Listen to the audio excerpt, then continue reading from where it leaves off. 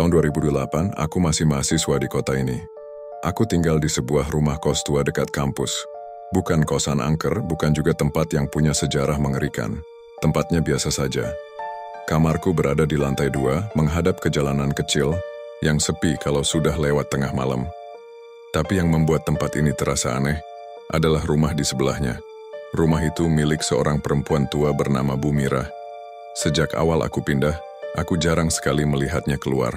Kadang saat pagi atau sore, dia duduk di teras diam saja, menatap kosong ke jalan. Tidak ada yang berani menyapanya. Warga sekitar bilang, dulu dia seorang dukun hebat. Tapi setelah anaknya meninggal, dia berhenti. Berhenti sih, katanya, kata Pak Darto, tukang warung di ujung gang. Tapi kalau kamu perhatikan, tiap malam rumahnya masih bau menyan. Orang kalau sudah main begituan nggak bisa benar-benar lepas, Mas. Aku hanya mengangguk. Aku tidak terlalu percaya hal-hal mistis. Bagiku, Bu Mira hanyalah wanita tua yang hidup sendirian. Tapi suatu hari ada kejadian yang membuatku berpikir dua kali. Malam itu, sekitar jam 2 pagi, aku baru pulang dari tugas kelompok. Jalanan gang sempit itu benar-benar sepi. Lampu jalan, remang-remang sebagian sudah mati. Angin malam berhembus dingin. Aku berjalan pelan mencoba tidak membuat suara. Saat melewati rumah Bu Mira, aku melihat sesuatu yang membuat langkahku terhenti. Di teras rumahnya, dia duduk di kursi kayu tua, mengenakan daster lusuh berwarna hitam. Wajahnya redup dalam temaram, cahaya lilin. Ada sebuah mangkuk kecil di hadapannya, mengepulkan asap tipis. Bau menyan langsung menusuk hidungku. Aku menelan ludah. "Permisi, Bu," gumamku pelan, berusaha sopan. Saat itu juga, dia menoleh. Cepat, jantungku hampir copot. Matanya kosong, pucat, mulutnya bergerak tapi suaranya seperti bergumam dalam bahasa yang tidak ku mengerti. Aku merinding, aku mempercepat langkah. Tapi baru beberapa meter, telingaku menangkap suara lirih. "Kamu," aku terhenti, aku menoleh perlahan. Bu Mira masih duduk di sana. Wajahnya tetap kosong tapi bibirnya bergerak lagi. "Kamu jaga diri," katanya pelan. Hampir seperti bisikan. Aku tidak mengerti maksudnya, tapi ada sesuatu dalam suaranya yang membuat bulu kudukku berdiri. Tanpa menunggu lebih lama, aku melangkah lebih cepat, hampir berlari masuk ke kosan. Malam itu, aku sulit tidur. Kata-katanya terus terngiang-ngiang di kepalaku. Keesokan harinya saat aku bangun dan melihat keluar jendela, Bu Mira sudah tidak ada di teras. Kursinya kosong, mangkuk kecilnya juga hilang. Seakan tidak pernah ada siapa-siapa di sana. Aku mencoba mengabaikannya, tapi aku tidak tahu. Malam itu adalah awal dari sesuatu yang jauh lebih mengerikan. Sejak malam itu aku mulai merasa ada yang tidak beres. Entah kenapa setiap lewat depan rumah Bu Mira, ada perasaan tidak nyaman yang menjalar di punggungku. Seperti ada yang memperhatikan dari dalam kegelapan. Aku mencoba mengabaikannya, tapi kemudian sesuatu terjadi. Malam itu aku dan teman kosku Rian sedang mengerjakan tugas di kamar. Hawa di dalam ruangan terasa lebih panas dari biasanya padahal jendela sudah terbuka lebar. Rian berkali-kali mengelap keringatnya dengan kaos. "Bro, lu ngerasa nggak? Udara di sini kayak..." "Pengap banget," tanyanya. Aku mengangguk. "Iya, kayak ada yang nahan angin masuk," jawabku sambil melirik keluar. Di luar angin bertiup kencang tapi anehnya, tidak ada satupun udara segar yang masuk ke dalam kamar. Seolah ada sesuatu yang menghalangi. Tiba-tiba, suara ketukan pelan terdengar. Dari jendela tok, tok, tok, kami saling pandang. Ini lantai 2.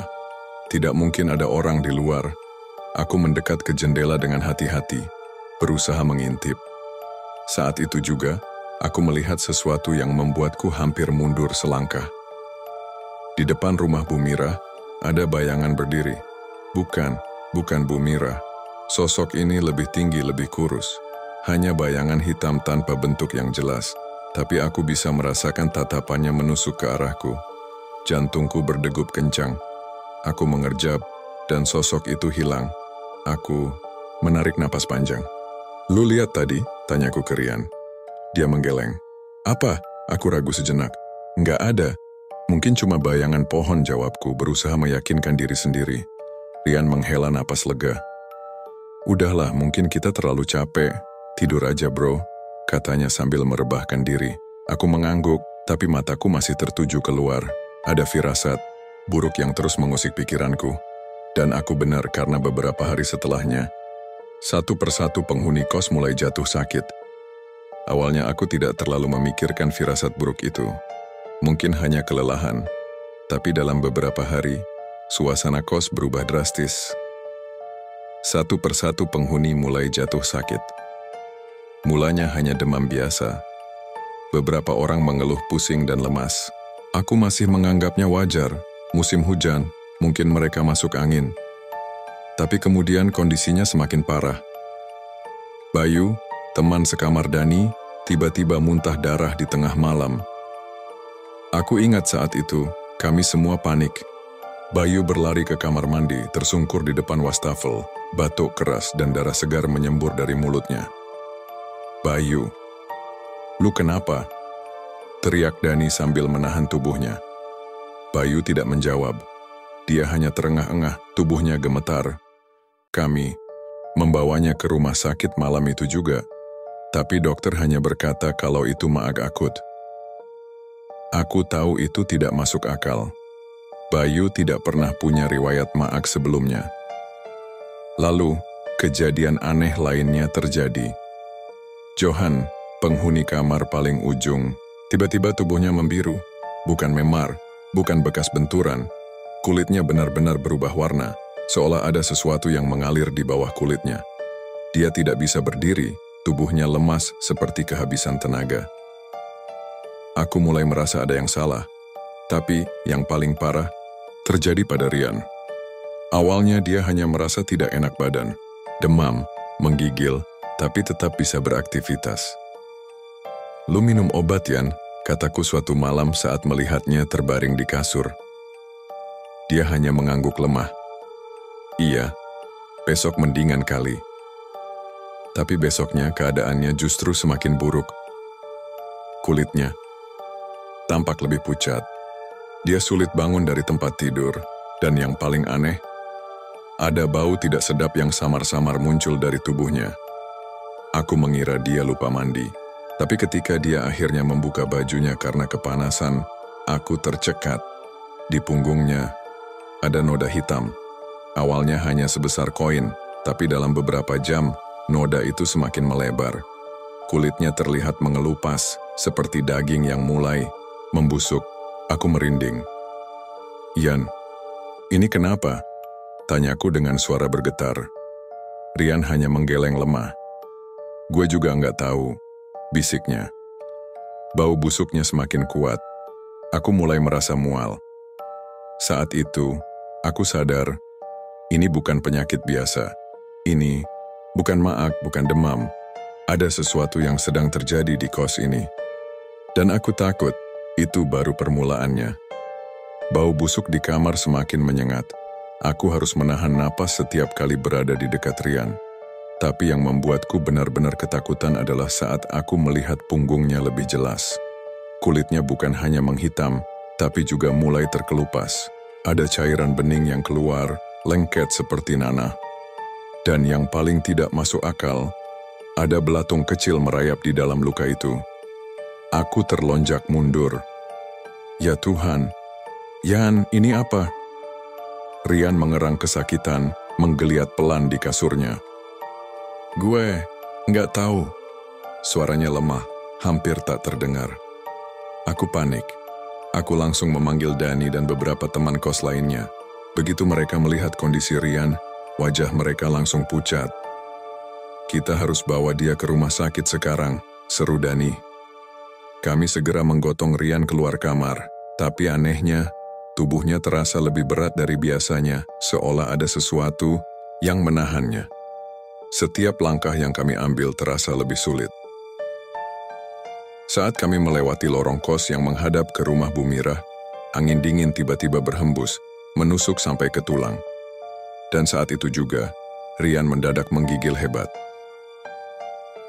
Gue dingin banget, gumamnya dengan bibir bergetar. Kami semua merinding, tapi tanpa pikir panjang kami tetap membawanya ke rumah sakit. Di rumah sakit, dokter yang memeriksa Rian tampak kebingungan. "Ini aneh sekali," katanya sambil mengamati luka di punggung Rian.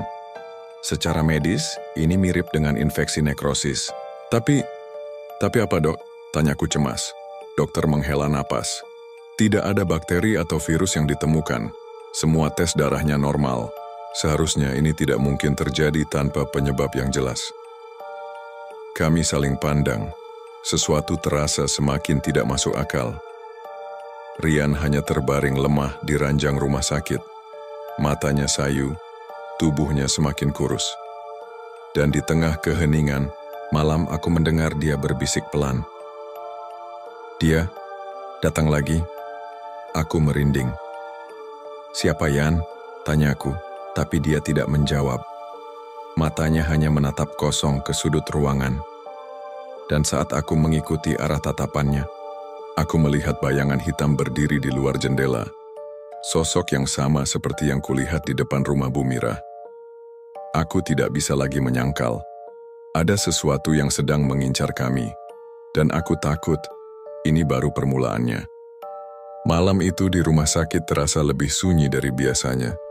Aku duduk di kursi dekat ranjang Rian, memperhatikannya yang masih terbaring lemah.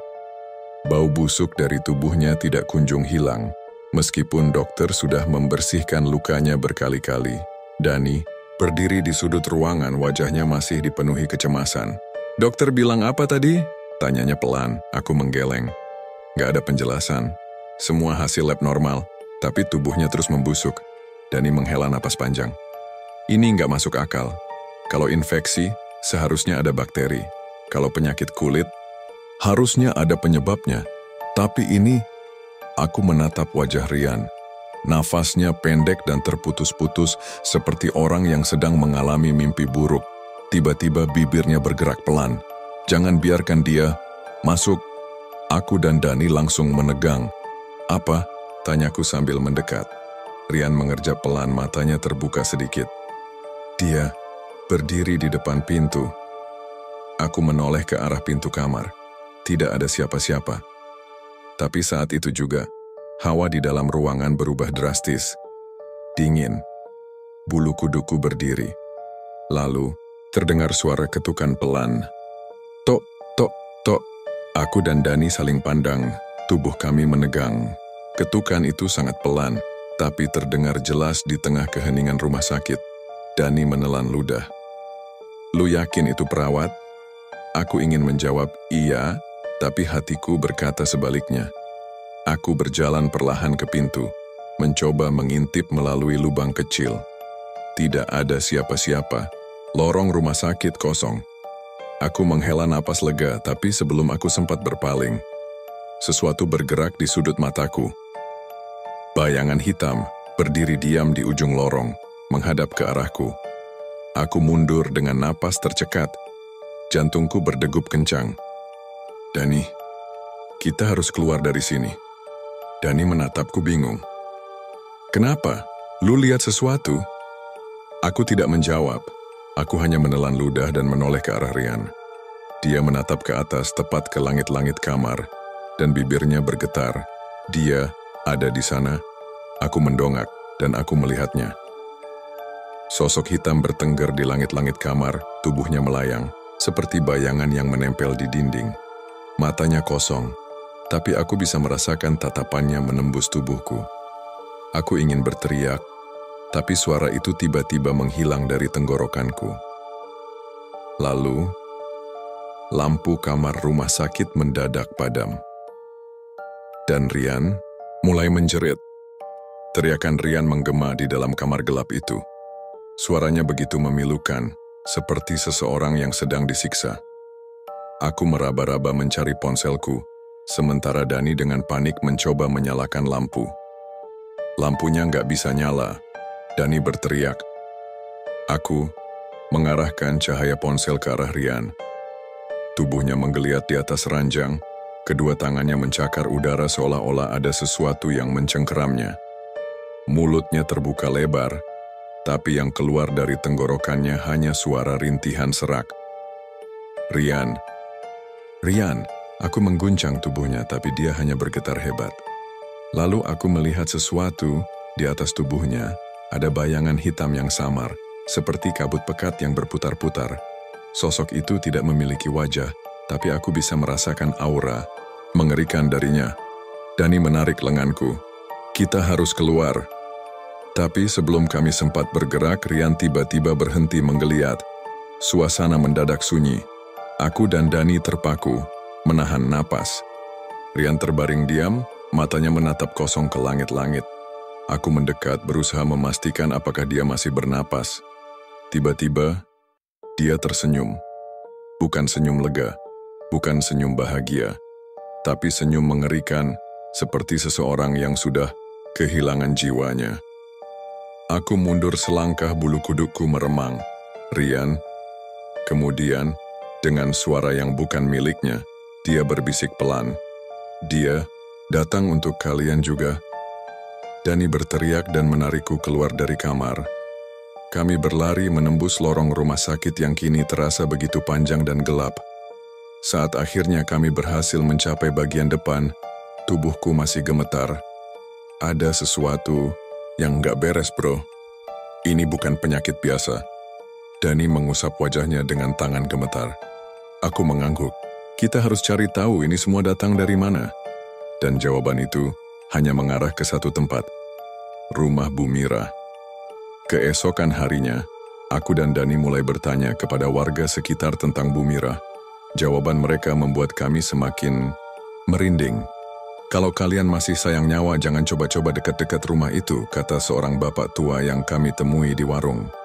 Tapi kami harus tahu apa yang terjadi, tanyaku. Bapak itu menatap kami lama, sebelum akhirnya menghela napas. Dulu, Bu Mirah memang dikenal sebagai dukun yang sakti. Orang-orang dari luar kota datang ke sini cuma buat minta bantuannya. Tapi sejak anaknya meninggal, dia berubah. Dani mengernyit. Berubah gimana? Bapak itu menelan ludah. Dia nggak lagi menerima tamu, tapi beberapa orang masih sering lihat dia melakukan ritual di rumahnya, tengah malam, sendirian. Aku dan Dani saling pandang, jantungku berdegup kencang. Jangan bilang, dia masih... Dani menggantungkan kalimatnya, takut mengucapkannya. Bapak itu menatap kami serius. Dia sudah berhenti. Tapi yang namanya ilmu hitam kalau sudah terikat, susah untuk dilepas begitu saja. Aku merinding. Dan saat itu aku sadar satu hal. Kami bukan hanya berhadapan dengan manusia, tapi sesuatu yang lebih mengerikan dari itu. Malam itu aku dan Dani berdiri di seberang rumah Bu Mirah. Rumahnya tampak suram dalam gelapnya malam. Cahaya lampu remang-remang terlihat dari jendela, berkedip-kedip seperti lilin yang hampir padam. Dani menelan ludah. Lu yakin mau ngelakuin ini? Aku tidak menjawab. Tapi di dalam hati aku tahu, ini satu-satunya cara untuk mencari jawaban. Kami menunggu sampai pukul 2 dini hari. Sesuai cerita warga, inilah waktu ketika Bu Mirah biasa melakukan ritualnya.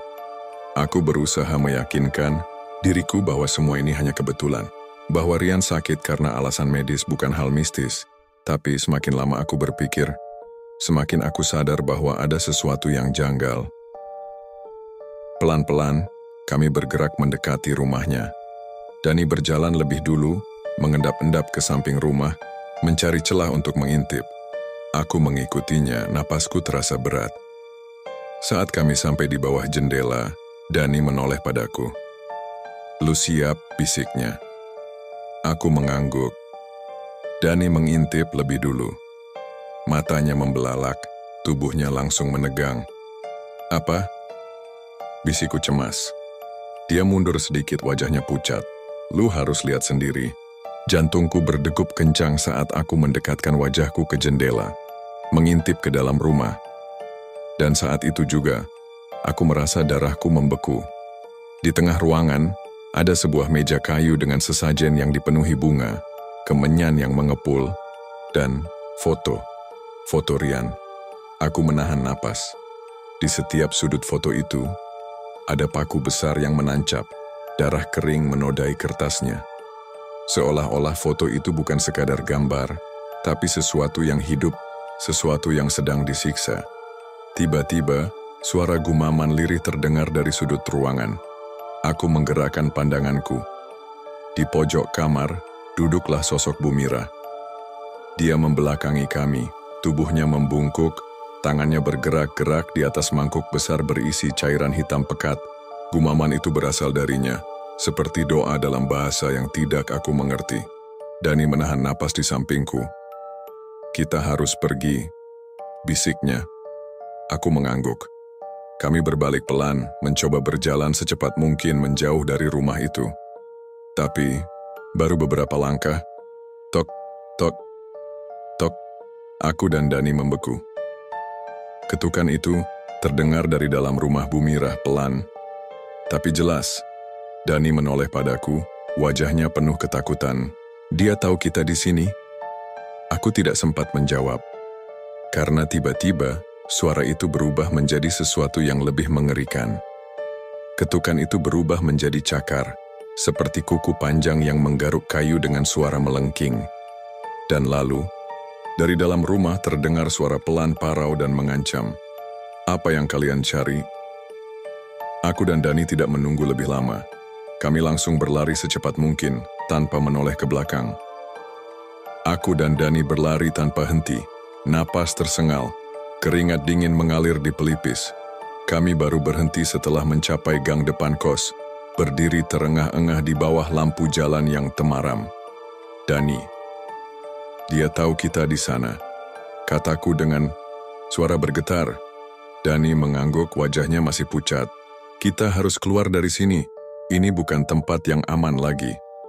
Keesokan harinya, kami memutuskan untuk pindah dari kos itu. Kami mengemasi barang-barang dengan cepat, tidak peduli dengan tatapan heran penghuni kos lainnya.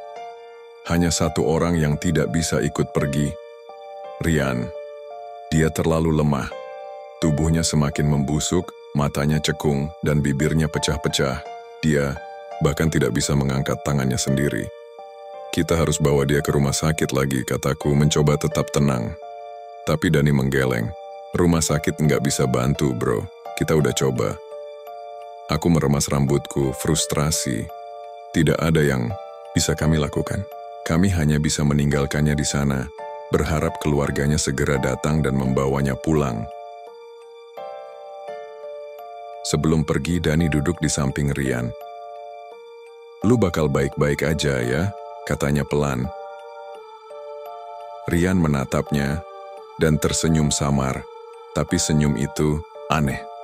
Bukan senyum seseorang yang merasa lega, tapi lebih seperti seseorang yang sudah menerima nasibnya. Kami pergi pagi itu juga, meninggalkan kos yang telah menjadi neraka bagi kami. 3 hari kemudian, kabar itu datang. Rian meninggal. Tubuhnya ditemukan terbaring di kasurnya, dalam kondisi yang tidak bisa dijelaskan. Kulitnya benar-benar mengelupas, seperti sesuatu yang telah mati selama berhari-hari. Tapi yang paling mengerikan adalah matanya terbuka. Seolah-olah saat ajal menjemputnya, dia sedang melihat sesuatu yang tidak bisa dijelaskan oleh manusia. Dani yang menerima kabar itu pertama kali. Aku ingat suaranya di telepon pelan, hampir tak terdengar. "Rian, udah nggak ada." Aku terdiam. Dadaku terasa sesak, seolah ada sesuatu yang berat menekan. Aku tahu ini akan terjadi, tapi tetap saja mendengarnya langsung membuat bulu kuduku berdiri. Tapi Dani belum selesai bicara. Semalam, sebelum dia meninggal, aku sempat ketemu dia. Aku menggenggam ponsel erat-erat. "Maksud lu?" Dani menarik napas panjang. "Waktu kita pergi gue kepikiran, gak enak ninggalin dia gitu aja. Jadi gue balik ke kos diam-diam, tanpa bilang siapa-siapa. Gue cuma pengen lihat keadaannya sekali lagi." Aku bisa mendengar nada ketakutan dalam suaranya. Waktu gue masuk kamarnya, baunya makin parah. Gelap banget kayak rumah kosong yang udah lama ditinggalin. Gue panggil dia pelan, "Rian." Dia nggak jawab, tapi matanya kebuka. Aku menggigit bibir, menunggu lanjutan ceritanya. Dani menelan ludah. Dia nggak ngomong banyak, Suaranya udah lemah banget, tapi dia sempat bisikin sesuatu ke gue. Aku menahan napas. Aku mimpi ketemu perempuan tua. Dia bilang, aku harus ikut dia. Darahku seperti berhenti mengalir. Aku tahu siapa yang dimaksud. Rian Lorne Bumira. Aku ingin menyangkalnya, ingin percaya bahwa ini hanya kebetulan. Tapi jauh di dalam hati, aku tahu ini bukan sekadar mimpi. Ini adalah panggilan. Dan Rian telah menjawabnya. Setelah pemakaman Rian, aku dan Dani sepakat untuk tidak pernah kembali ke kos itu lagi. Kami mencoba melanjutkan hidup, menenggelamkan diri dalam kesibukan, berharap bisa melupakan semuanya. Tapi ada sesuatu yang terus mengganggu pikiranku. Bu Mira.